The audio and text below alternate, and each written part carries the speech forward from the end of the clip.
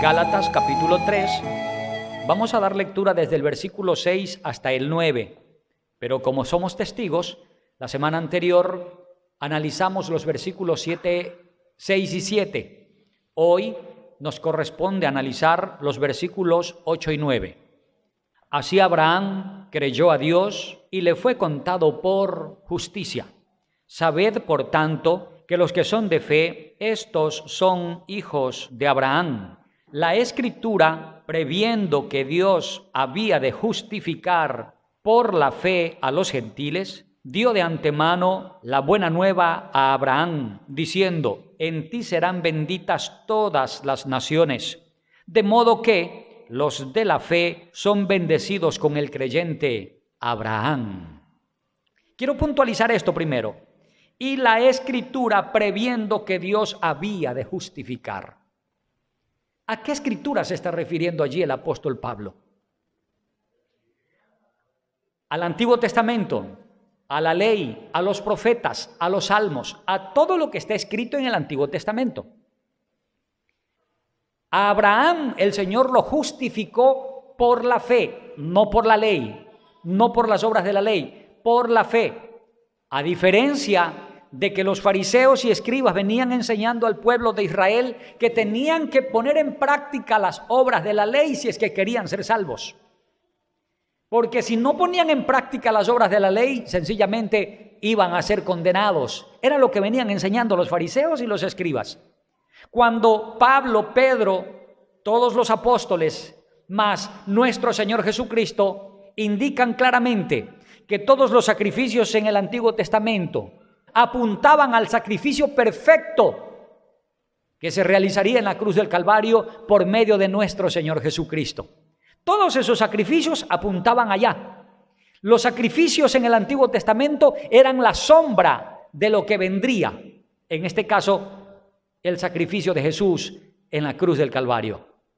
Es allí cuando interviene nuestro Señor Jesucristo, Dios mismo hecho hombre, y muere en aquella cruz, y Él se presenta como un sacrificio santo, puro, perfecto, y es un solo sacrificio para siempre. Ahora sí, yo quiero que por favor vaya conmigo a Gálatas capítulo 3, verso 22. Mas la Escritura lo encerró todo bajo pecado, para que la promesa que es por la fe en Jesucristo fuese dada a los creyentes. ¿Por qué Pablo hace esta aclaración y a la vez afirmación? Cuando dice la Sagrada Escritura que todo lo encerró bajo pecado, es porque todo está encerrado bajo pecado. No hay papa, no hay pastor, no hay cura, no hay hermanito, no hay hombre, no hay algo o cosa sobre la tierra que se llame perfecto o que se llame santo por sus propios méritos. La iglesia es santa no por sus propios méritos. La iglesia es santa por los méritos del Señor Jesucristo. Somos santos nosotros por los méritos del Señor Jesucristo.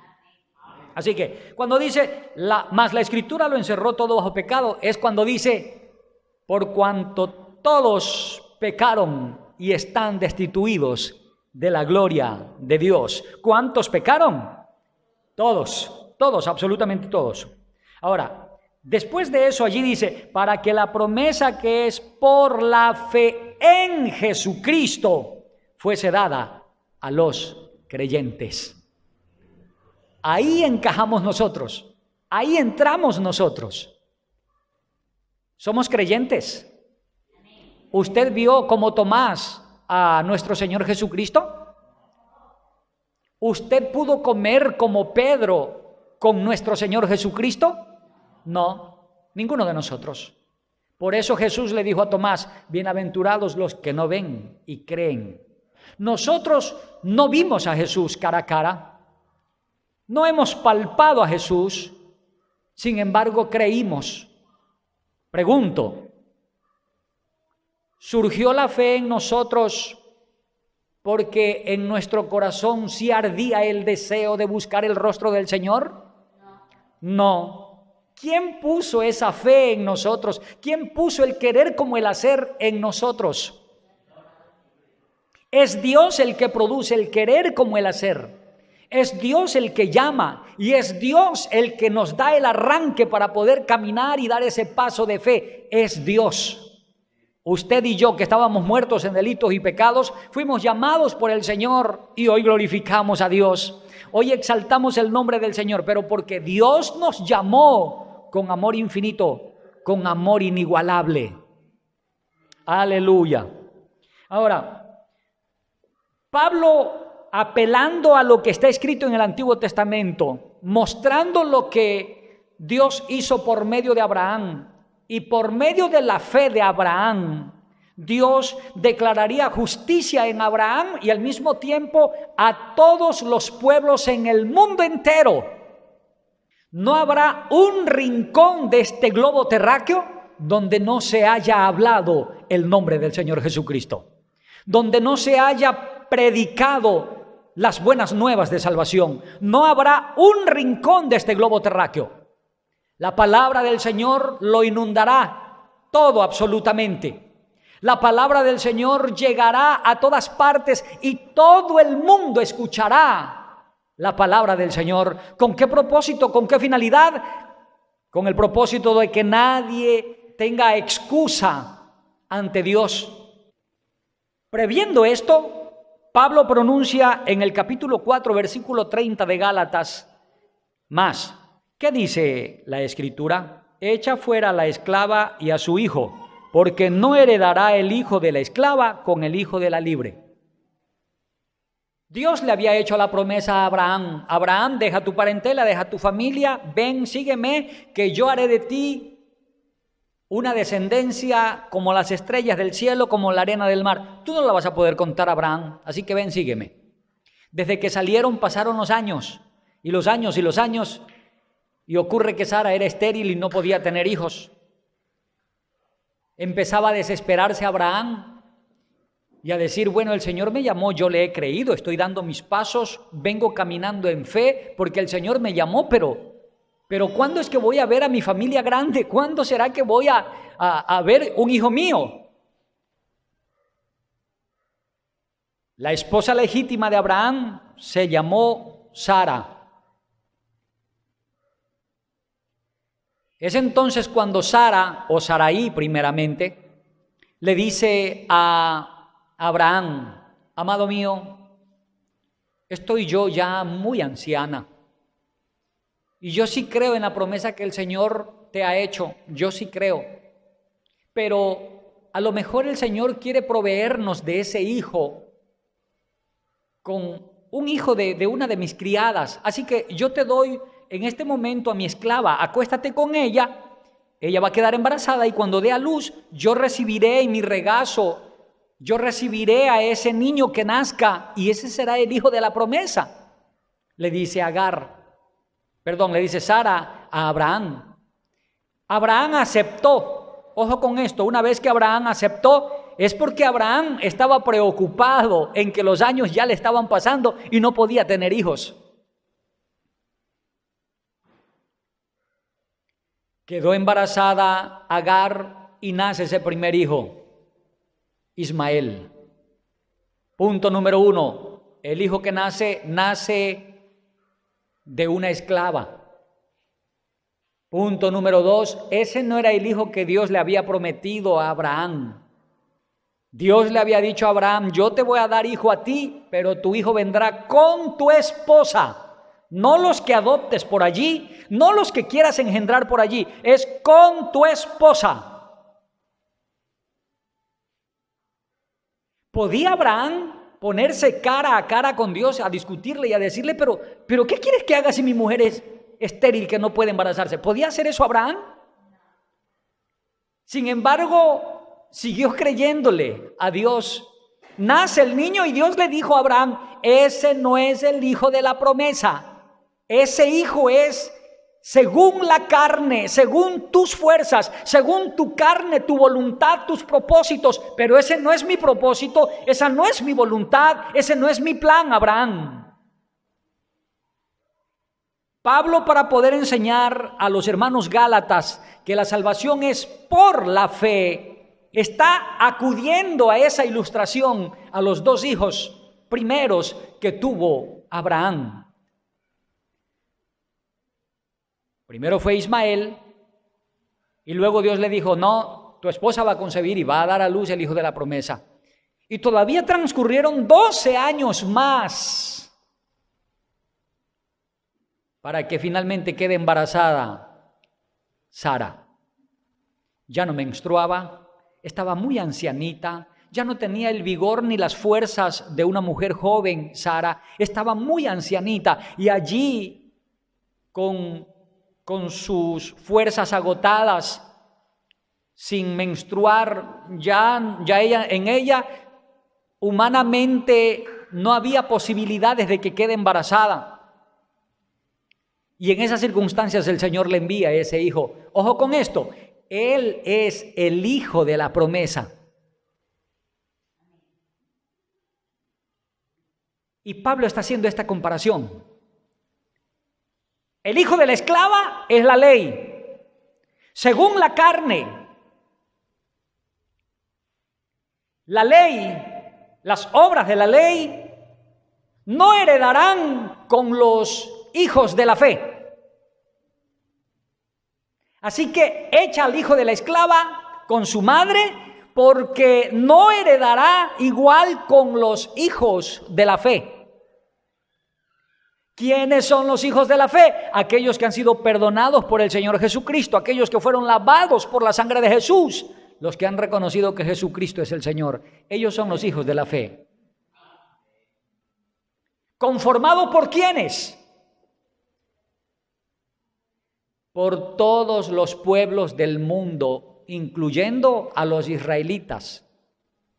A ver, yo no sé si estoy claro enseñando esto, espero que sí, pero yo tengo que ser más enfático, enfatizar más.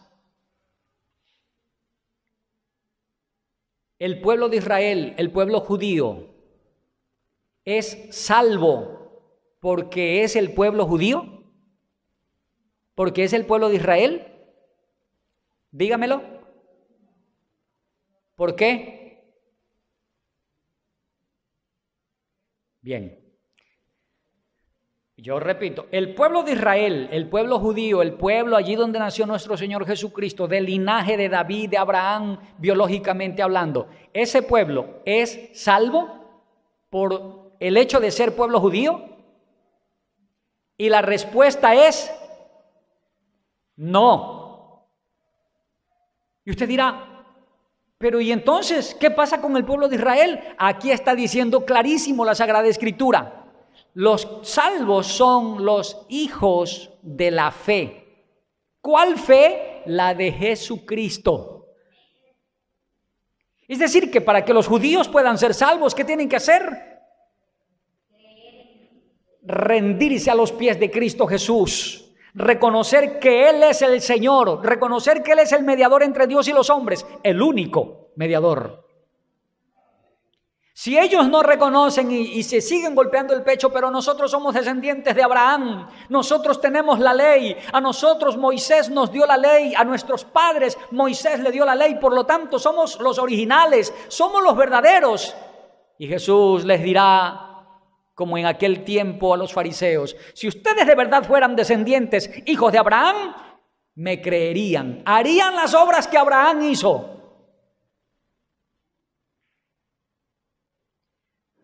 Por lo tanto, la salvación no es por las obras de la ley, no es por una bandera, no es por un país, no es por un escudo, es por el Señor Jesucristo. Ahí encaja Juan 3:16, porque de tal manera amó Dios, ¿a quién? Al mundo, japoneses, europeos, israelitas, árabes, de todas partes. Sectas, religiones hay por miles en este mundo, pero Cristo no vino a fundar o a establecer una secta o una religión. Cristo vino a salvar por medio del sacrificio que Él realizó en la cruz del Calvario. Cuando usted ve que Pablo está refutando a los judaizantes y les dice, yo les prediqué la verdad, Yo les enseñé la verdad bíblica, estoy fascinado, estoy asombrado de que tan pronto ustedes se hayan alejado de la verdad y hayan aceptado el error. Los judaizantes son una religión. ¿Cristo salva por medio de la religión? Ahí está la respuesta, no. Los judaizantes se habían metido allí, habían empezado a enseñar las cosas de la ley. Y Pablo les dice, no, mis hermanos, no es así, la salvación no es por las obras de la ley, la salvación es por medio de nuestro Señor Jesucristo. No es por guardar la ley que de nuestro interior correrán ríos de agua viva. No, Señor. Es por creer en Cristo Jesús que de nuestro interior correrán ríos de agua viva. Así lo testifica el evangelista Juan capítulo 7 versículo 38. El que cree en mí, como dice la Escritura, de su interior correrán ríos de agua viva. Es únicamente a través de Cristo Jesús, no de la religión, no por las obras de la ley, únicamente por Cristo Jesús. En su caso, mi hermano, usted creyó, Cristo está gobernando en usted, Cristo es su Señor, es mi Señor, y de nuestro interior corren ríos de agua viva. Y en el verso 42 de Juan mismo, capítulo 7, dice, ¿no dice la Escritura que del linaje de David y de la aldea de Belén, de donde era David, ha de venir el Cristo? Eso estaba profetizado. Cristo vendría de ese linaje. Sí, vendría de ese linaje para salvar a sus escogidos. Aleluya. ¿Cuántos serán los escogidos que Dios tiene en Puerto López? No lo sabemos. ¿Usted recuerda la conversación de Abraham con los ángeles cuando le dijeron, vamos a destruir Sodoma y Gomorra? Abraham se preocupó porque ahí vivía su sobrino Lot. ¿Recuerdan ustedes esa lectura bíblica? Hermanos, ese pueblo era grande. Más grande que Puerto López, tenía más habitantes que Puerto López. No era pequeño. Allí en ese lugar había un hombre que pronunciaba, que invocaba el nombre del Señor. Se me ocurre que en el resto del pueblo había gente que le decía a Lot, Shalom, hermano Lot. Y Lot a la gente diciéndole, Shalom, Shalom. En Sodoma y Gomorra se practicaba la homosexualidad a diestra y a siniestra. Pero no todos eran homosexuales, también habían heterosexuales. También había gente que decía bendiciones, la paz del Señor, Shalom. Había gente así. Pero ¿cuántos fue que lograron escapar de la ira del Señor, de la destrucción de Sodoma y Gomorra? Una sola familia avanzó a salir de allí. Lot, la mujer y sus 2 hijas. Y por último, en el camino, mientras huían, solo avanzaron a sobrevivir 3, porque una se convirtió en estatua de sal.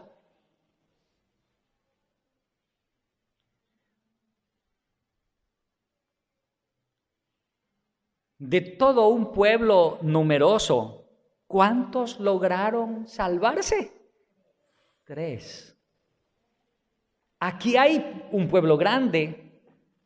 Usted sale a las calles y hay quienes le dicen, sierva, Dios le bendiga, siervo, Dios le bendiga, hermano, el Señor le bendiga, la paz del Señor, gracia y paz. Hay gente así. ¿Cuántos serán los que Dios tiene para la salvación aquí en Puerto López? No lo sabemos. En Juan 19:37 dice así, y también otra escritura dice, mirarán al que traspasaron. ¿Quiénes son los que mirarán al que traspasaron?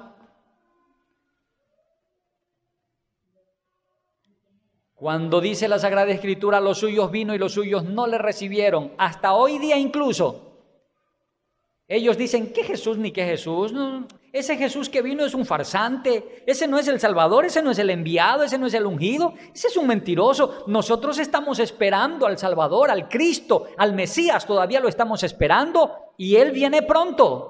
¿Sabe cuál será el Mesías que ellos van a darle la bienvenida y lo van a hacer sentar en el templo en Jerusalén? ¿Sabe cuál será ese Mesías? El anticristo.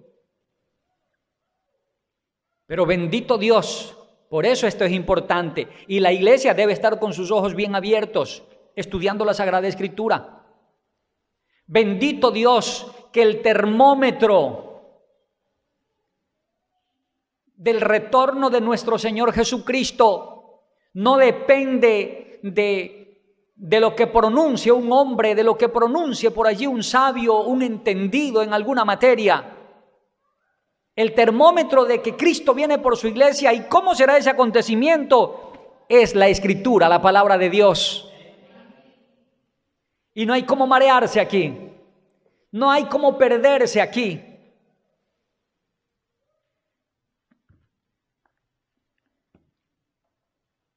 Hay quienes dicen, miren a Israel, miren para Jerusalén, allá está, las señales se van cumpliendo, el río ya tiene agua, el río se está secando, que no sé qué y que no sé cuánto. El termómetro, hermano amado, no necesariamente se llama Israel con su bandera como nacionalidad. El termómetro, la muestra de que Cristo viene por su iglesia, la muestra de que el retorno de Cristo está más próximo que nunca, es la palabra de Dios y es allí donde debemos estar anclados. El apóstol Pablo a los romanos en el capítulo 9, verso 17 les dice, porque la Escritura dice a Faraón, para esto mismo te he levantado, para mostrar en ti mi poder y para que mi nombre sea anunciado por toda la tierra. ¿Quién creen ustedes que es el que ha endurecido el corazón de los israelitas como nación, como país, para decir que Jesús no es el Mesías, sino que están esperando todavía el Mesías? Dios mismo. ¿Para qué? Para que el nombre del Señor sea anunciado por todas partes del mundo, hasta lo último de la tierra. Y me seréis testigos en Jerusalén, en Samaria, en Judea y hasta lo último de la tierra. Por eso Dios endurece el corazón de ellos, para que el nombre del Señor sea anunciado por todas partes. ¿Por qué tiene que ser anunciado el nombre del Señor por todas partes? Porque en todas partes de este globo terráqueo Dios tiene sus escogidos, Dios tiene a su pueblo, Dios tiene a los suyos. Por eso, hermano, hermana, no nos dejemos amagar, envolver o engañar. Cristo no viene por montón, Cristo no viene por cantidad, no, hermano. Cristo viene por sus escogidos, por aquellos que Él lavó, limpió con su sangre preciosa, aquellos que fueron escogidos desde antes de la fundación del mundo. Por ellos viene el Señor Jesucristo. Y en el capítulo 10, verso 11 de Romanos dice, pues la Escritura dice, todo aquel que en Él creyere no será avergonzado. Hermano, hoy día para usted y para mí es fácil decir en las calles, yo soy cristiano, yo soy un seguidor de Cristo. A usted lo aplauden, lo felicitan, qué bueno que has cambiado. El mejor camino que has elegido es el de Cristo, le van a decir a usted. En esos días que alguien abriera su boca para decir yo soy cristiano, a ver si no lo mataban. El precio de decir yo soy cristiano en aquellos tiempos era la vida. El bochorno, la vergüenza. Decir yo soy seguidor de Cristo, soy un hijo de Dios. Decir eso en aquellos tiempos era una vergüenza. Pablo le dice a los hermanos romanos, pues la Escritura dice, todo aquel que en Él creyere no será avergonzado. ¿Fue o no fue encarcelado Pablo? ¿Por qué causa lo encarcelaron? Por la causa del Señor Jesucristo. Lo encarcelaron para darle alguna mención de honor, algún reconocimiento o certificado. No, lo encarcelaron para castigarlo, para azotarlo. ¿Sabe a quiénes eran a los que azotaban en esos tiempos? Al que tomaba lo que no le pertenecía, al que se robaba la mujer de su prójimo, al que se robaba el buey, al que se robaba la gallina, al malhechor, a ellos los azotaban públicamente para que pase vergüenza. Y a los discípulos del Señor Jesucristo, solo por anunciar el nombre del Señor Jesucristo, los capturaban y los azotaban públicamente, pretendiendo hacerles pasar vergüenza. Pero Pablo dice aquí, todo aquel que creyere en Cristo Jesús no será avergonzado. Pablo más bien decía, me azotan por la causa de Cristo, dejen que me suelten solamente. Lo soltaban en esta esquina y a la próxima esquina ya estaba nuevamente anunciando las buenas nuevas de salvación, porque el que había empezado la obra en Pablo era el mismo Dios Todopoderoso y nada ni nadie podía detener eso que Dios empezó en Pablo. Como con nosotros, lo que Dios ha empezado con nosotros, no habrá hombre, institución, organización sobre esta tierra que la detenga, porque las puertas del Hades no prevalecerán contra la iglesia del Señor Jesucristo.